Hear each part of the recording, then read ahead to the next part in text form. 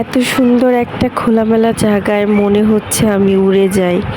তাই তো কোনো কিছু না ভেবেই দৌড় দিতে চলে গেলাম।